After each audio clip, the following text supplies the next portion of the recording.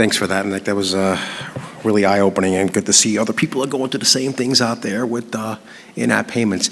If the next panel wants to come, bring themselves up here, and this is going to be an interesting conversation talking about what does the future hold for payments, and we're kind of look at it through a crypto and metaverse lens, and just a quick kind of background just as far as what I see. There are still a lot of reporters talking about these topics because they reach out to us and want to talk to our experts that we can get them in contact as far as sources and those things are concerned. So definitely something that that we're still talking about here. So if the panel wants to come up, and let's get going. Appreciate it. Yeah, this is the MVP of the conference right here. Seriously. Hi guys. So we'll change the format a little bit. There's no moderator, regardless of what the slide says. We're going to moderate each other in a truly decentralized way of doing things, thematic to what we're going to talk about. So my name is Nitin. Global head of digital assets and technology design for State Street, and we are just going to spend some time with all my friends, a really experienced and distinguished panel. I've worked with all of them. In starting with the question, which is, what's the future that holds for payments? Maybe Ryan, you can go first. Great. So my name's Ryan Rugg. Actually, my title up there is wrong. I was from IBM, but now I work at Citi, where I run global digital assets for their treasury and trade business. So what is the future of payments? So, when I think about it from my prior roles, not necessarily Citi, since I just joined, the banking system is very fragmented. And when you're working with large multinationals, like when you get down to like the underlying plumbing and the way that it works within the different countries, it's extremely inefficient. And, streamlining that, but also not even just taking the inefficiencies out, but also programmable money, right? Like how do you actually have smart money and make it do things for you with smart contracts and so forth, and fractionalize it and all that. So I think the future of money, or payments is very bright, as one of my fellow colleagues would say, and has a lot of aspiration to do multiple different angles in the future. Thank you, Ryan. Raj Venkatraman. Also ex-IBM, so it seems to be a theme here. But I work closely with clients now in the payment space for a few decades now. But it's a really exciting space, obviously, and I assume that's why all of us are here. But we've gone from seeing changes in the payment space, real-time payments, faster payments, essentially were the first new payment type in over 4 decades in this country. And now that's going to accelerate through to other payment types, and we're going to see a lot more of those. The way I like to look at the world is we think about 90+% of our assets, or 99% of our assets in the real world. And I look at my 11-year-old who lives online, and 99.99% of his net worth in terms of, in Roblox and Fortnite, etc., it's all online, and that's the world he's living in. For them, they're living in a world where everything, payments is ubiquitous. It is instant. So for them having to wait 3 days and stuff like that, that world doesn't exist and never will. So innovation is going to be a lot faster. The back end for a large of the financial services providers, a lot of the payment service providers, etc., have lagged, and that gap needs to close. And as that happens, we'll see innovation kind of continue through. So exciting times ahead. I agree with you, Ryan. Hey, I'm Russell Moore, Director of Corporate Strategy and Development for Global Payments. We're one of the largest merchant processors and issuers in the world.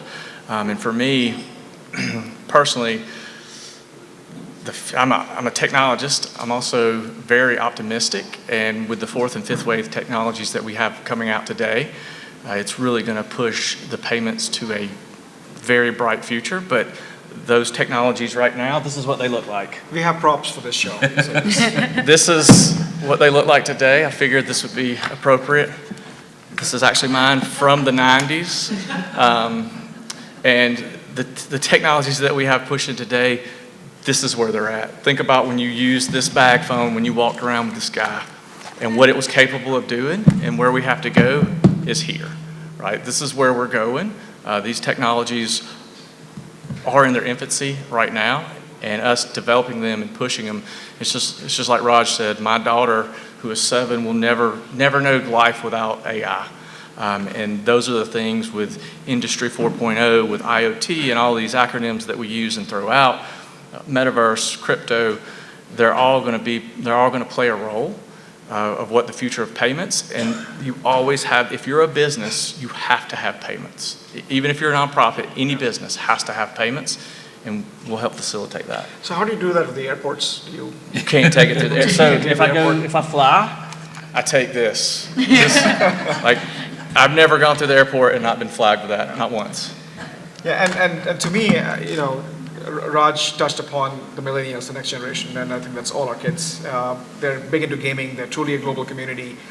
And if you look at what has been transpiring the last few years, continuing to what I was discussing yesterday, is if you look at PayPal, for example, right? PayPal started this journey with allowing for Litecoin, Bitcoin, Ether as a part of the wallet.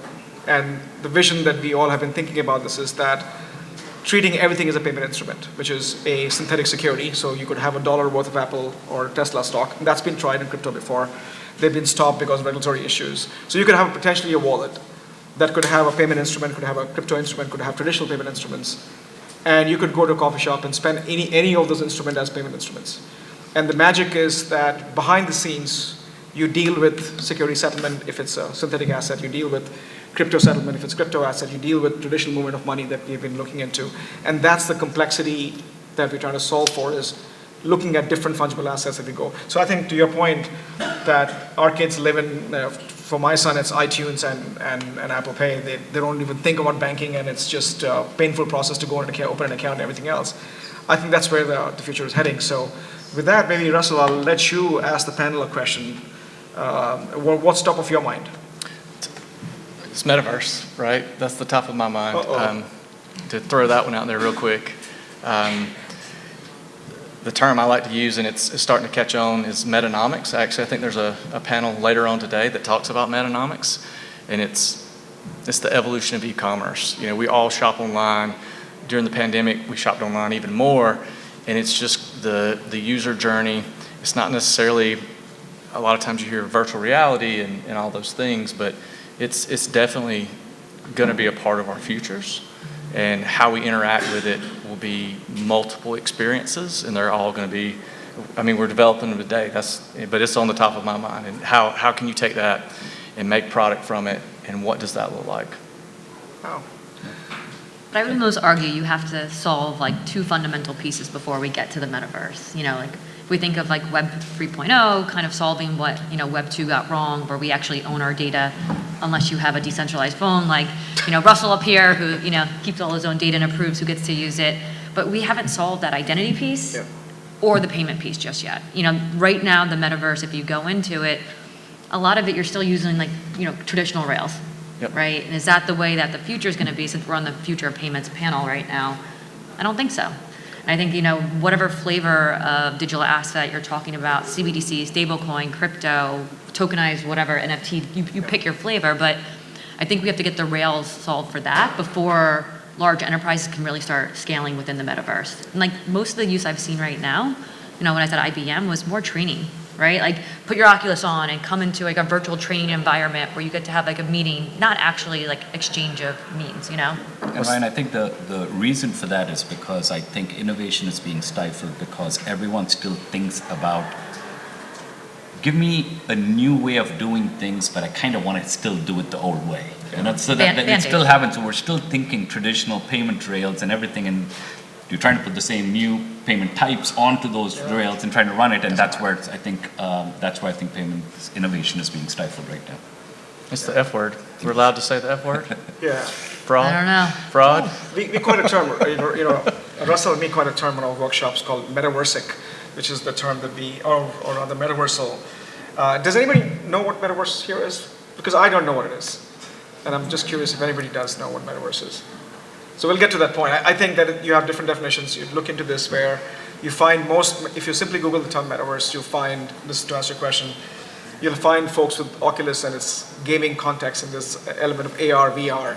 But I think to me, it's modalities. At the end of the day, each universe is about things of value, right? So we're looking at this in terms of whether it's gaming token, if I have a sword that I've earned and I want to move the sword into a different ecosystem that has a valuation mechanism, I can convert the sword into a stable coin, eventually convert the stable coin into cash.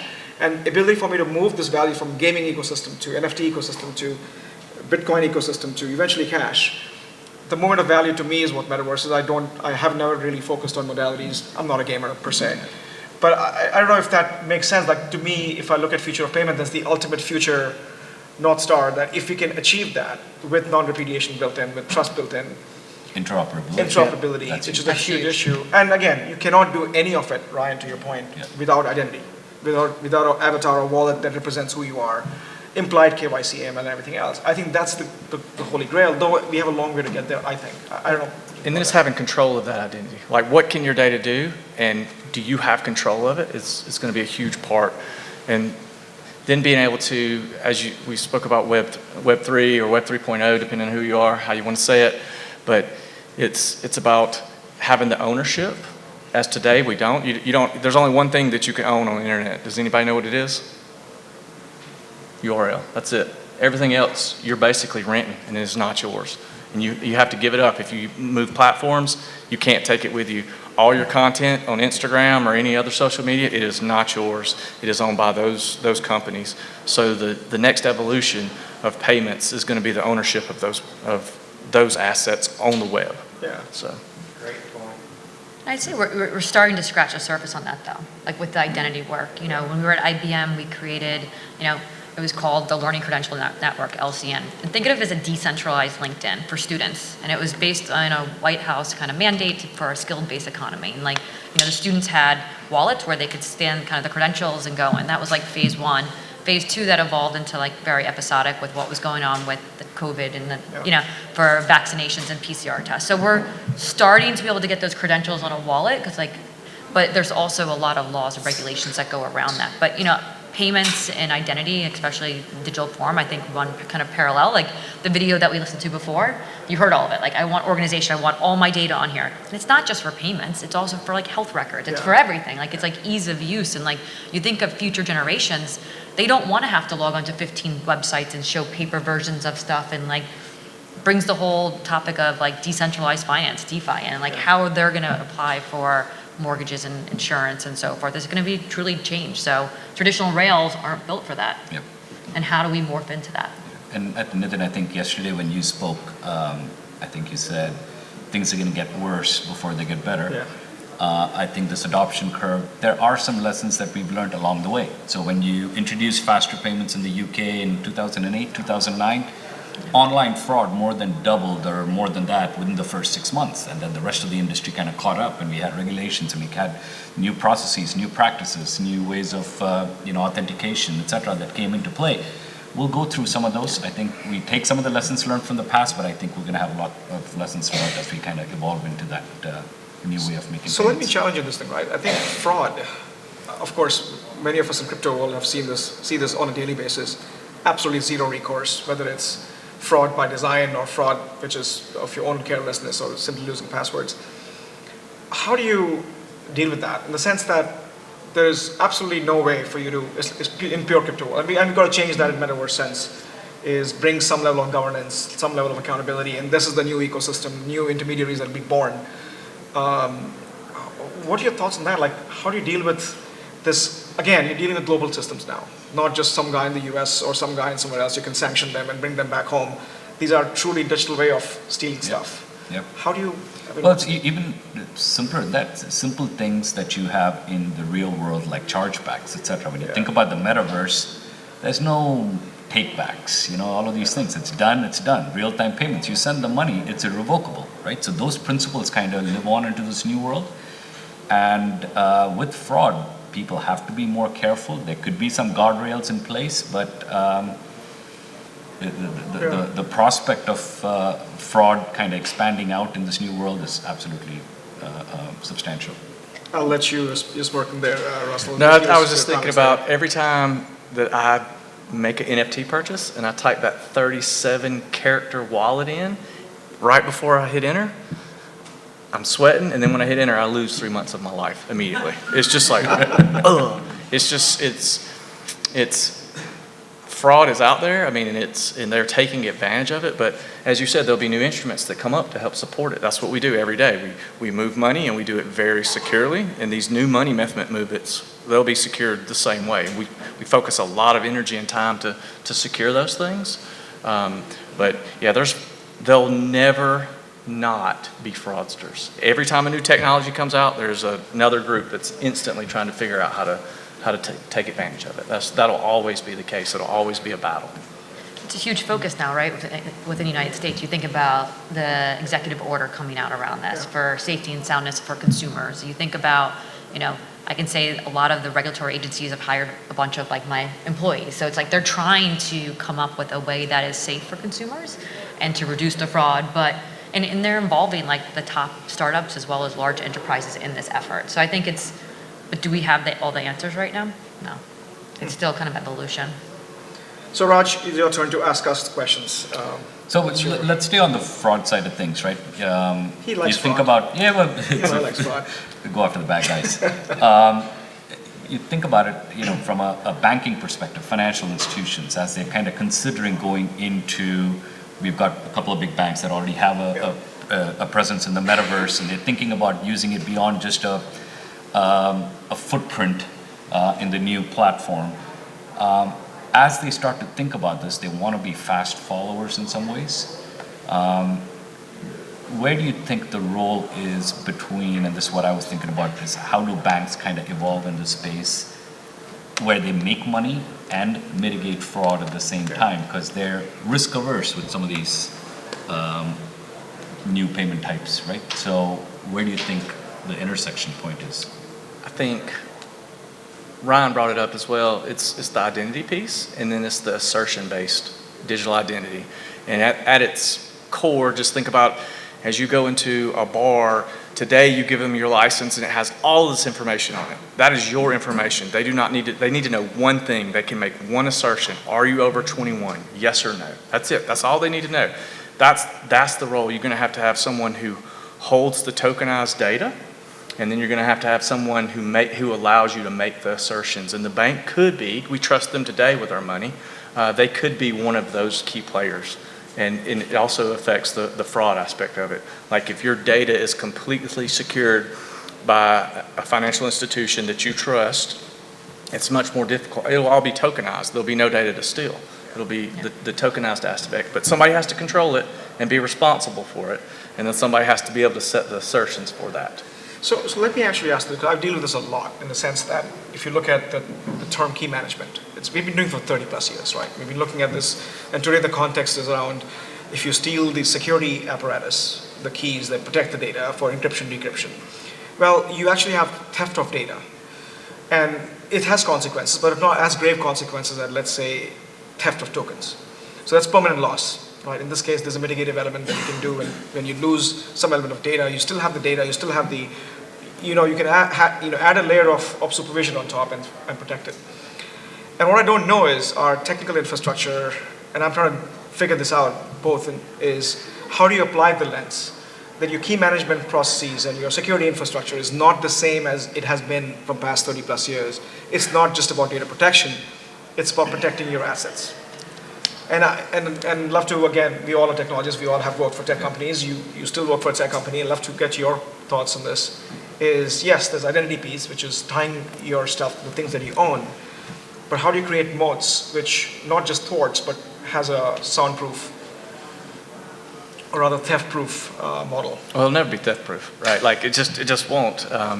But being able to secure it through tokenization, through like, one of the things that blows me away about crypto is they always say, oh, it's for the black market, it does all these horrible things. No, it's an appending ledger of everything that token has ever done. If you use it for nefarious purposes, you'll eventually get caught, especially when you try to take it off. So securing the data it should be a primary concern. Like it's secured, it's moved, and it's still secure. And then for the consumer, it's easy accessible. Like they shouldn't have to know, or they don't care what's going on behind the scenes. It's like the duck analogy where it's just smooth along and they can swipe, tap, slap, stick it in there, whatever they want to do, use a wearable. But behind the scenes, we're using AI and all these other nice new technologies to actually secure it. So I think the key is going to be, who do you trust to secure that for you? Is that play on right? words? Keys. What's that? You said yeah, keys. keys. Yeah, but who do you trust? Is it your financial institution who you've trusted with all your money? Is it the central bank or a government agency who you trust with your taxes and everything? They know everything that you do. Is it somebody else that's watching over everything else? I think that becomes. So it's ironic we're talking about decentralized technology, but yet having a centralized point of failure on it, right? And like, what's your future view on that? Like, what do you view? I mean, like, do you view that decentralized? And like, that was the whole reason, like Satoshi, when his white paper came out, was not having a third party control it. And here we are suggesting that that's the way. There's a certain element of safety in that, right? So we like the decentralization, but we also want a safety net, and that's the happy balance. A throat that to at least- choke. Yeah, throat to choke. A throat to choke. So I heard that every time you get a difficult question, the answer is smart contracts. Is that true, that you just throw the word smart contract and it fixes it? No, I think that makes a lot of sense. I think the way we look at this from technology perspective is, you're right, there's no system that's impenetrable. There's always this growing threat vectors that are growing on a daily basis. Is how do you create moats? How do you create structures that either prevents or dissuades from these actors coming in? And while what we've tried to do in the past is apply the same layers that we have learned over time and apply the same policy framework, I think that we have to rethink this both from technology perspective, but also in terms of our security guidelines perspective. That we still use the same NIST standards to protect our PCI DSS infrastructure, but when you move again, the shift from digitalization to tokenization, it has to be a little bit more different as we think about this, right? So now it's your turn, Ryan, to ask us questions. So to play, there's questions. Or after? Are you Ryan? That's good. I'm just joking. Please go ahead, sorry. So actually, on your comment about decentralized tech and centralized control, I heard somebody say recently that, yes, we want decentralized technology and infrastructure, but we want centralized trust. I'm curious what your reactions are to that, right? Because, That's a great question. What entities do we trust? It can't be this, unknown, blockchain in the sky, right? Like that humans can't trust that. We need entities that we recognize. So that's why we go to government space. I'm just curious for your thoughts. That's a great question, actually. Yeah, it is a good question. So it's like when I was at R3, we went from like the open source public blockchain where we completely swung the pendulum far right to like enterprise blockchain. And to your point, it was like permission blockchain, right? Only entities that we knew were allowed on the network to share information, KYC, all that, and be able to. And now we've seen almost like swing back to kind of the public realm of it. And who's going to be that trusted party? And like, for exchanges of payments, like everyone loves to hate SWIFT, right? So it's, are we creating a new network of networks and how that actually works? But there has to be a trusted element. It's like the open source public domain right now for large enterprises, just especially banks that are highly, highly regulated, is just not going to work right now with regulators. So who that trusted party is going to be is yet to be seen. But I think that, and when I ask the question, I think it's going to be iterations. It's going to be centralized initially, and then it'll become more decentralized as people get comfortable with the tech and understand it and can scale it. But it's going to be like steps for enterprises, banks, but also for regulators. I mean, I can't tell you how focused they are on this right now, especially like, almost I feel like with the Russia-Ukraine war and the sanctions and being circumvented them, it was almost accelerated, I felt, from a regular standpoint to like focus on this, because I think for a long time they've just kind of hoped it would go away. And they ignored it, it would go away, and now they're hiring aggressively and putting rules out there. I mean, I feel like every week in the news there's some sort of other issuance coming about new, that you have to opine on and rule by. So I think it's going to be an interesting iteration over time. Right, I agree. I think the jury's out on that final, real answer. I don't think we know yet. I think, Nitin, you and I were in discussions with some clients, some central banks, where they were trying to create repositories, directories for AML and KYC, for an entire country, and have that infrastructure in place. I don't think you're going to see something like that here, because the desire is to get away from that. But the question comes down to, in this new world, who do you trust? And I think that's where, even though the banks don't want to be that, and they can't be that because regulation, etc., hasn't caught up yet, they're kind of being thrust into the limelight to be that now, because that's the entity we trust most at this stage. You think they don't want to be that? I think everyone's kind of staying out on the periphery because of regulation concerns, et cetera. But I think both will have to move together, which is why I think banks will play a bigger part in this going forward. I think decentralization is wonderful until stuff goes wrong. And when it goes wrong, you need to have someone who's liable for it. That's really why people want centralization. When stuff breaks, who do I go to? When my decentralized crypto credit card is compromised, who do I go to? Nobody. There's nobody to go to. But the schemes today, who do I go to? I go to the schemes and they take care of me. As soon as I'm compromised, my Discover card says, Russell, don't worry about it, buddy. You're liable for $50, and because you've been such a loyal customer since 2002, don't even worry about that $50. Just keep on spending money. You're good. And then they take care of it. That's for me, the decentralization piece it's wonderful until it breaks. And then you're like, what do we do now? So I look at that topic, the question that you asked for, and there have been different models that the industry has experimented with. Early days of Circle, before it's Circle today, which is USDC, the company behind USDC, they were looking into cross-border payments and said, we'll do all these controls at the endpoints. So if you're sending money to Kenya, then we'll do all the KYC, AML, and we'll have an agent network here, agent network there. We're going to use that. We're going to use the blockchain ecosystem to move Bitcoin, and Bitcoin then becomes a store of value that gets moved, and that's how the money gets moved, essentially. Well, that did okay till Bitcoin became so expensive that that whole model sort of fell on its face.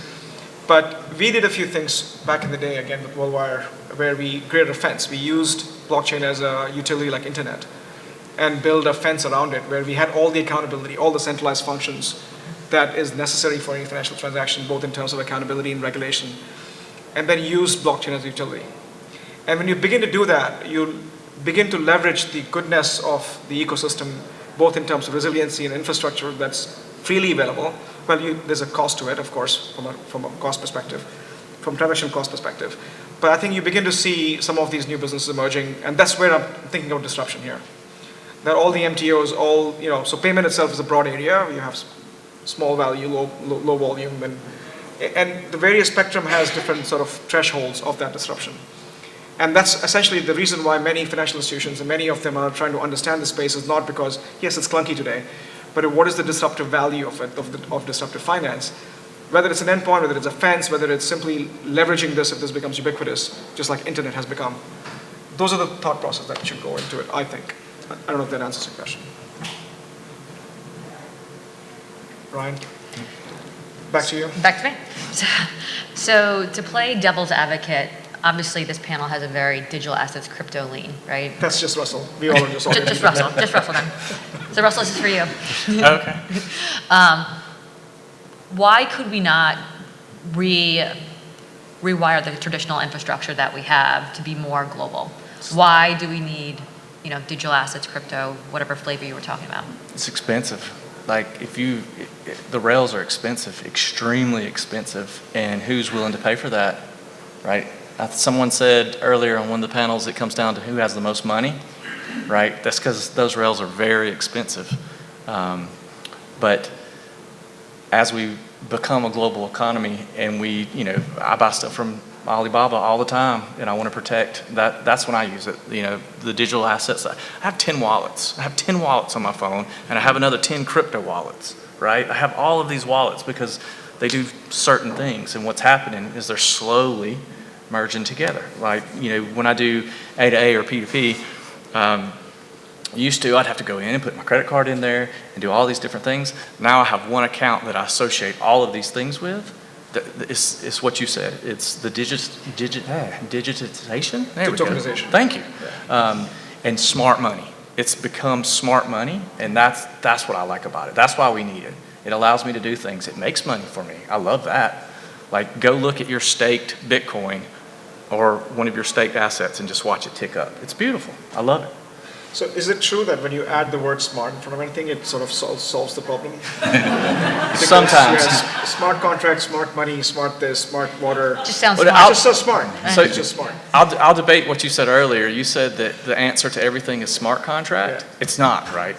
Right now, people are making smart contracts with open source code that they're not checking. What's going to happen Yes. 25 years from now when a person is utilizing a smart contract that they have really no clue where it actually came from, And there's three characters in there that are wrong, and it allows that to compromise. So smart contracts are only as smart as the person who writes them. That's it, yeah. Yeah, that's it. So that brings another question, right? If you look at financial service industry, our industry, right? Every line of code goes through a rigorous checks, testing, and it goes through, it takes years at times for anything to go production. And that diligence is required in some cases by law, in some cases the liability that we have because we provide that financial or piece of the financial infrastructure that's connected. And world is evolving. Like you have, again, smart contracts, neither smart nor contracts. They're a piece of code that's running that facilitates a movement of an asset on these ecosystems. I oftentimes wonder about not just the supply chain of software, that I'm picking a library from here and a library from there, which is not vetted, and building something and moving an asset, and suddenly it's compromised because no one really cared to check the integrity of that code that's there. And suddenly now you see this sort of a financial ecosystem being cobbled up with this Band-Aid mechanism. I don't know what's the future of how do you solve that problem in terms of ensuring some control mechanism to say, hey, you just can't use whatever you want to use, all right? It has to go through because the industry is not testing at all. And the world that we all come from and trying to understand this world is that I've spent, the gray hair that I have is because of the testing that we've been doing in the industry. I don't know what your thoughts on that are. I don't think anything's going to change until something really bad happens, and then people go, okay, we learned from this, and then we re-engineer backwards and do things differently going forward. I like the collaboration between fintechs and the smaller companies that are providing some of this stuff, and the larger, let's say, consumers, institutions that are kind of absorbing it and putting it into their code. But I don't know if there's a best practice in terms of how you capture that, and until we usually learn by things going wrong. So or you could have said smart infrastructure and solved the whole problem in one word. Russell, I don't know. That's why we need to be careful of things like DAOs, right? So anything that's autonomous, I think that's the wrong word. It should be automated, right? There's nothing wrong with automating stuff. There's nothing wrong with making it easier to do, but it still has to be checked. You have to do those things because it's going to be some catastrophic black swan event, and it's going to be 25 years from now, and it's going to be based off a line of code that was written 7 years ago, right? We have to be cognizant of that fact and check. And as we develop, you should always put security first. There's a reason why InfoSec needs to be the first person you call, right? Sure. There was a trend when I was at R3 also, lawyers that were able to actually code, right? What's the legality of these smart contracts and what's actually That sounds dangerous, in though. it? I know.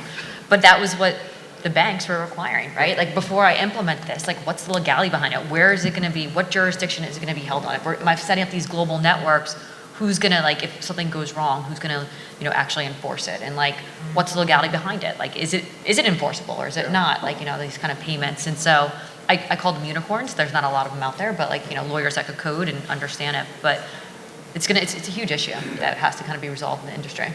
And the technical debt. Because if you run an ecosystem or network, it has to run forever. And we've been patching this system for hundreds of years. So we'll take a pause.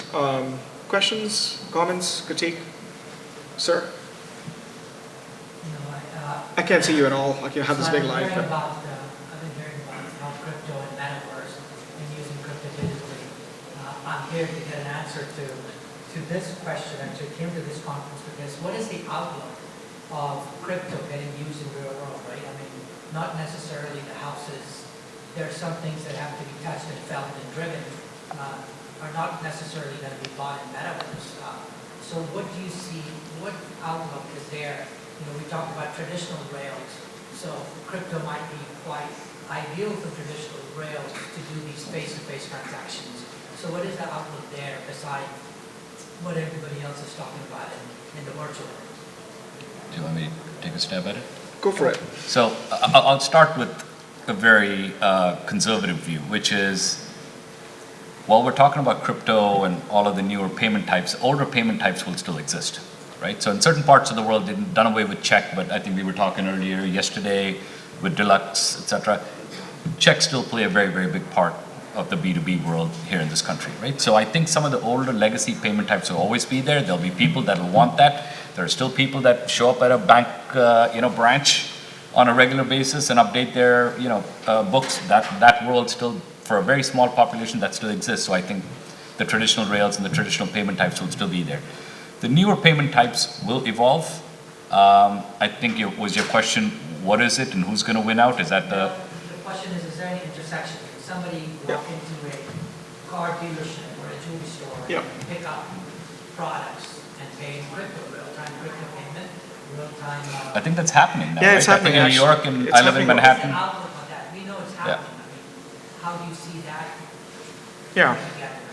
So I'll provide a perspective, and I'd love to get eventually Citi and Russell and Global Payments, because they're in payment business. So a few things, right? One is, I've done a bunch of experiments to understand exactly the same question, is what is the ubiquity of this whole thing, right? And I've bought in the past instance of property or property itself using Bitcoin, and it took me longer because suddenly Bitcoin was meant to be for nefarious activities. Then suddenly this one guy wants to buy a small piece of land with Bitcoin. It went through a whole different step of because the system is not designed to accept that, which is not just the financial system, but the system that does the registry, the property registries, and brokers and people who are the intermediaries.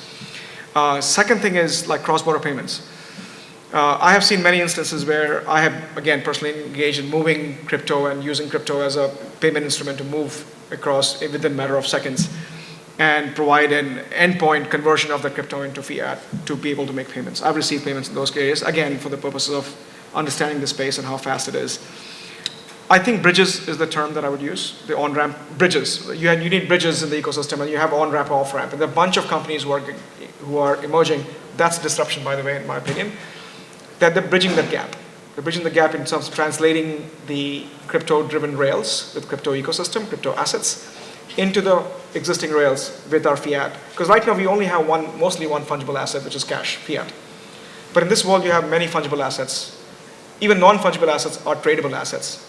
And the question then becomes is, what can we do in sort of this world and eventually provide bridging?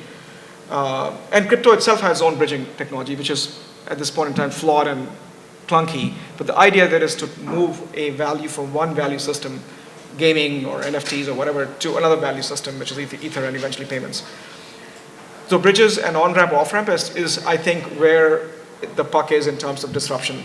That has to happen, to Raj's point, for those two worlds to coexist at the same time.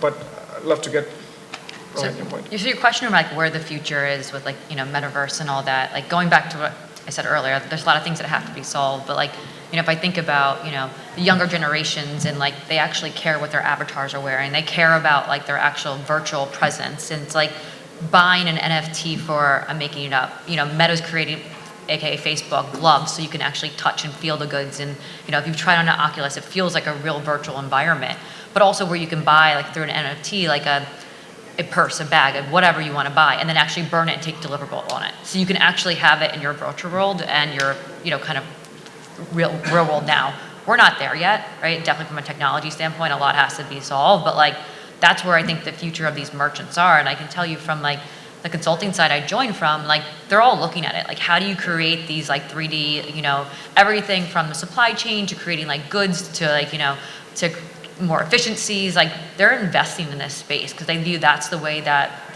the kind of retail is going for the future, as well as like kind of like the model they want to have. And like we've been forced into, and like why now, right? Like why is this? Because we've been forced into this virtual environment the last couple of years, where we engage more online than we ever have in the past, and bought more things online and shared more, and like, preparing for the future where it's even more. So I think that's where the future is. We're not there yet though. And I think to Nitin's point as well, Ryan, you talked about the bridges. Yeah. But the hesitancy around accepting some of the cryptocurrency for more day-to-day transactions is also given the value and the volatility into the asset itself. And so if someone was, let's say, you bought a home for $1 million and that's worth $800,000 in 24 hours, that reduces, there's a reluctance and a certain level of hesitation to be able to take that. But as these settle down and they become more, widely traded, widely accepted, you kind of see that, kind of smooth out, and you'll see the acceptance come in with that. So it's kind of almost a vicious cycle. This drives that and kind of goes around. Today, traditional rails will be the on-ramp, off-ramp. And then you'll have the metaverse that is employing new technologies to do these certain things. But getting the money in and out, once it starts moving like money, that's when the traditional rails plays the key role. But you can have all of these different technologies in the metaverse or whatever you want to call it, Web3, Web 3.0, and but getting it on and off, that's where it plays today. And is the mass going to go to Burger King and pay for a Whopper with a Bitcoin? Probably not. Will it be some semblance of a stable coin? Maybe. Will it be a digital currency? Absolutely. Right? So think of it from a perspective, all crypto is a digital currency, but not all digital currencies are crypto. Right? The one who wins will probably be the person with the best loyalty. Right? Loyalty will drive so much of these things. So much of these technologies will be loyalty driven. Yeah, that's a great point actually. So you must have heard of a bunch of retailers, Amazon, Microsoft have said we accept crypto. In fact, Starbucks started all the whole thing with back then. They were trying to accept crypto. And if you look at that, there are accounting systems that are not geared for crypto. The GAAP systems that look into how we account for assets and what we keep on our books. So many of these retailers, this is another disintermediation topic which is relevant to this conference is, you have a lot of entities who go through an exchange mechanism where you can pay for crypto and the crypto get exchanged for cash. And you have a lot of entities who are providing that bridging and that connectivity to the venues, the exchanges and so on and so forth. So whether it's retail accepting crypto, and to Russell's point, that eventually they hit the rails. You can take the call. It's all right. I've got 3 phones. That's the only one I didn't cut off. And that actually, that phone has a story. It's a decentralized phone. Tell the audience about the decentralized phone. It's open source, decentralized. It uses a branch of Ripple for the payments aspect of it, but I have 100% control. The only thing that I do not control is the carrier. If the carrier truly wanted to track me or if they were subpoenaed, they could have that information. But everything else, where I go on the internet, what I do, as a matter of fact, if it's compromised or stolen, it's my social group that actually can come back and say, yep, that's Russell, and it immediately is restored. So it's just the next step in, hey, how do you have control of your data, right? That's what concerns me the most. When stuff breaks, how do I fix it? And then how do I have control of my data? And then how can I make money off of my data? This is this is... And he called himself. Yeah, I was going to say, so he can talk about this. he has 2 phones. He called himself. Timing is timing is just. I tell you. I mean, my phone didn't ring. I've heard like 5 calls, but it's just because you want to talk about it. That's smart. That's brilliant. Any more questions? But that's a really cool thing. I think what you're talking about the future, owning your data. This is Web 3.0. It's all our data, all our content. I have a quick question. So if we're going to talk about like the omni-channel and e-com is obviously going wild, as is global payments. If I think about global and Elavon and First Data, a lot of the large processors historically a little bit conservative, if you will, getting more into digital, obviously.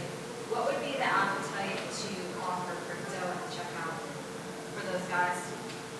If the merchant wants to do it, then that's when it'll start happening. We were just talking about data privacy because it's not regulated. Is there any concern behind putting your name, behind something like crypto? I don't understand that last question. Well, because you have MasterCard and Visa, regulated, know the rails, understand it, same thing with Nasha, all of that stuff. Yeah. Crypto's a little bit like the Wild West, right? Who's regulating it?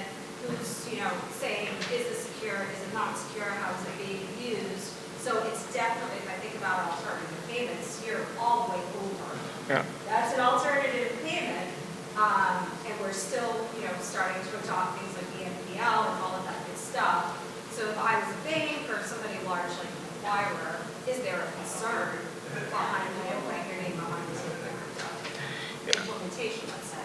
Yeah. I can talk about it from my perspective. When I was at IBM, that's exactly what we consulted on, right? Because a lot of these large enterprises, I don't think they necessarily wanted to get involved in crypto, but they were having the demand from the end users, from retail being able to invest in it to the point of sale, whatever it was. It's how do we get to that point that we can offer that services? Because if not, they're going to go to the PayPals of the world and they're going to leave our business. So it's how do we disrupt our current business or without getting disrupted? And how do we focus on that? And a lot of it was me bringing in the regulators to them to sit with them at the table and understand why do you want to use crypto? And it's because we have demand from our clients, and if not, we're going to lose our business. All right, how do we set that up in a safety and sound way, and with all the right risk controls and compliance controls, and do it in an enterprise way, because banks are highly regulated, right? And how do we set that up? And a lot of the times they're trying to compare apples to apples. It's like, it has to be completely new realm. It's a completely new set of rails. It's like, we can't have the same regulations on this. We can't have the same risk controls. It's different. But, always bringing the regulators to have a seat at the table and look at the architecture. It's like one of the big things that I did when I was advising, because I'm like, I don't have all the answers, right? And it's like, no one does. If they didn't, everyone have it implemented right now in scaling. So I think that it's because of demand, really. I don't think it's necessarily these large enterprises want to do it per se. It's because they have to. Well, it's a risk of wanting to continue to be in business. Yeah. It's the cost of doing business and being in business. It's the customer demand drives it. Yeah. It's going to have to happen. Yeah, just as a comparison, if you look at the pure crypto ecosystem, right, there are $180 billion worth of stable coins. Last year, Uniswap, which is one of the decentralized exchanges, processed $1 trillion worth of transactions.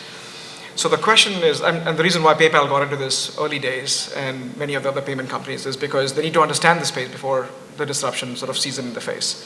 So there's a little bit of, I think, what Raj mentioned, the cost of not doing it, and it's demand driven. At the end of the day, you're preparing yourself for the demographic may be different, they may be changing, and if they apply one thing, then whoever is providing that service, whether it's a bridge or an on-ramp, off-ramp, that'll win. And I think that's the thinking around it. But just to follow up on that, as long as crypto is not allowing you to identify the individual, isn't it true that if a bank or a clearing company takes it on, as we were talking about, they're almost inevitably going to be clearing illegal transactions? So that's a long conversation, but I'll tell you this, that your transaction is not exactly private on blockchain networks. They're pseudonymous per se. Now you do have infrastructures. I think you may all have heard the story with Tornado Cash, Monero, Zcash.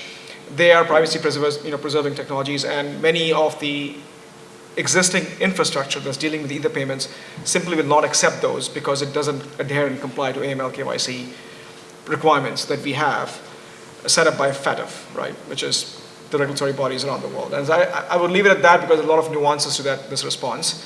But ideally, if you're accepting payments, whether it's translation of some sort, bridging of some sort, you have to adhere to all the PFMI principles, you have to adhere to all the KYC AML principles, and if any protocol or any crypto assets doesn't adhere to it, then that's an impediment in you accepting it.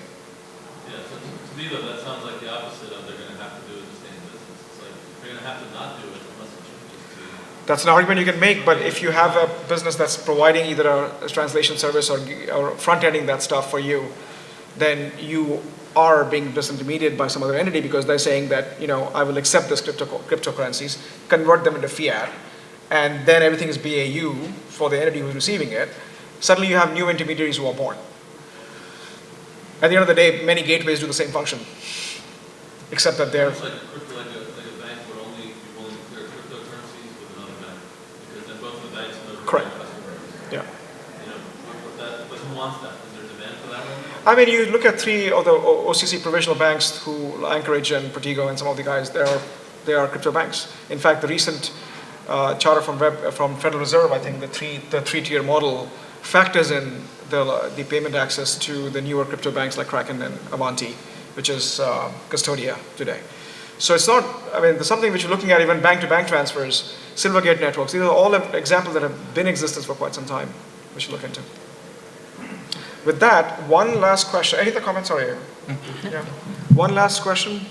We only have a minute and a half. Yes, gentleman over there. Hurry up, speak fast. A few weeks ago, President Biden issued a presidential directive to explore and eventually build the digital dollar. What's the appraisal of the panel? Will the digital dollar distract or overwhelm the existing space? Or maybe it will fizzle and never happen? He didn't call us and ask about it, which I was pretty upset about, but I'll let Ryan, who was pretty close to this, talk about You're going this. to call? Sorry about that. He called me. Oh, that's it.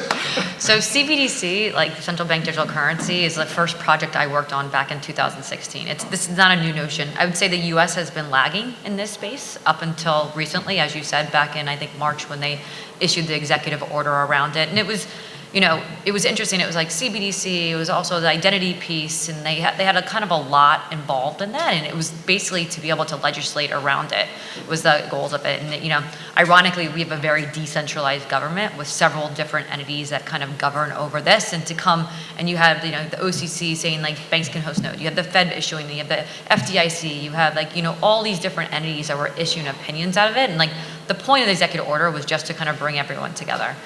But back to your original question, what is the future of CBDC? BIS, I think you quoted was 80% or 90% of all banks are involved in it. I can tell you from like working with several of them, they all have different architectures, from hybrid, from to wholesale to retail. There's no one kind of defined model out there. So the global implications, I think, are still quite far away. They're not like near term. I can see, other kind of assets coming into play a lot faster than like a US CBDC or, even a global one for that matter. But they are working on that and towards that goal. I just think there's a lot of issues that have to be solved before we get there. Yeah, it's tons of issues. And from my perspective, if it's a CBDC or any other digital currency, once it starts moving and acting like money, we'll move it and make it secure. I don't think it'll adversely affect in either way. If it starts moving, acting like money, then we'll move it and secure it. So Ryan, I think the point you were making is, I think each country, each territory are going to have their own flavor, and then over time we'll talk about global cross-border movement, etc. So there will always be, I think, the future for that is bright. It is looking up. I'm optimistic. I think of countries pulling that off, but then having it move and having it be having it be standardized across different parts of the world, etc. I think that'll be the next layer up that comes in after. Well, that's all the time we have. Connect with us later. Thanks again, panel. Thank you. Thanks for